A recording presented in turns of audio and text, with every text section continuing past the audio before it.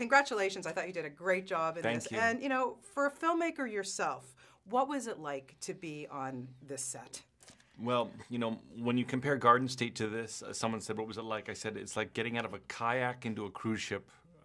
It was enormous. And I mean, I've never even visited a set like this, let alone been in a movie this huge. And Sam Raimi couldn't have been, you know, a better teacher. He knows that actually both James, Franco, and I went to film school, and we both, you know, work on projects outside of movies in which we act. And Sam couldn't have been a better mentor. He really was so willing to, you know, teach us like little, you know, tricks of the trade and stuff. So we see you in the beginning of the film. We see you. Then in the second half of the film, which is in color, of course, you're a flying monkey. Right. Now, how does Zach Braff get into flying monkey mode? Well, you know, the truth is that I just kind of, Sam said when he hired me, he's like, I don't want you just to do your voice. I want you to full on act out this character. I want you there on set. You know, we're going to put video cameras all around you, and I want you to really act out the whole thing. I want you to create this creature. And so that was cool because it was a lot more involved than when I first thought it would be. I thought I'd just be in a vocal booth, but he really wanted all the gestures and everything to be, the animators to be using the video. And it's an interesting process because I understand that when James Franco was acting, you know, it's not just a stick with a tennis ball. He had a video monitor with your face in it? We did it a couple different ways. Like, the best one was when I was actually could be on set, just like there, you know, with a blue screen onesie on, you know, crouched down acting with him. And there were times, though, because it's a flying character that I couldn't possibly, I don't fly. So they put me in something called, we called it puppet cam, which was where I would get in this video booth, and these puppeteers would be operating on a stick, the monitor in the image of what I was doing in the booth, and then James had a tiny earpiece so he could hear me.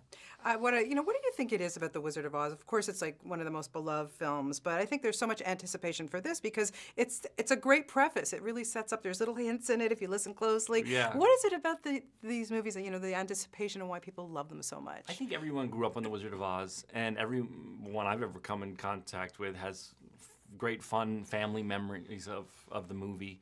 And you know, we're not trying to remake the sacred classic. This is a way to revisit the world. I mean, The Wizard of Oz came from just one of a series of 13 books by L. Frank Baum. And so Disney went back into those books and told a different story, you know, an origin story. How did Oz, the Wizard of Oz, get to Oz? What was it like when the witches were all super pretty women, like you can see in the poster behind you? Yeah, super pretty, that's for sure. Yeah, the most beautiful witches in any movie ever, I promise. Yeah, that's for sure. And waist that big. Seriously, I don't get it. Yeah, well, yeah. Corsets. Yeah. Oh, yeah, those help, that's for sure. Yeah. Yeah, for you, like when you started to realize that you wanted to be an actor or filmmaker, what was it when you look back at your career and say, what, you know, was there a movie, was there an actor, somebody who stemmed you into thinking, this is what I want to do for my living? Early on, I really liked physical comedy. I responded to that. I mean, John Ritter, the late great John Ritter on Three's Company when I was a kid, you know, Gilligan's Island. I really responded as a young kid to physical stuff. Wizard of Oz was a great example. I mean, the physical comedy in that movie from the three guys playing the creatures, the Lion, Tin Man, and the Scarecrow. And so I think that was my first introduction, really. Like, you know, we didn't have Chaplin, you know, my generation. We grew up on sort of silly people on TV, and I think that was when I realized, wow, I want to do that. I want to try and do physical comedy and be funny. Would we see you in another TV series? Do you think that's something you'd like to do again? Eventually, you know, to do a TV show, you have to sign up for 7 years. So you're blessed if it goes that long, but it is a long contract. So I think I would do it again, but there's so much I want to do now. I want to make another film. I want to direct. There's so much I want to do more theater. So probably later in my life, when I've accomplished a whole lot more of my goals, I would do it again because I had a lot of fun. Good. Well, we want to see lots more of you. Thanks for coming back to Toronto. Great to have you back here. Thanks. And best of luck with the film. Thank You did so a great much. job. Thank you, Zach.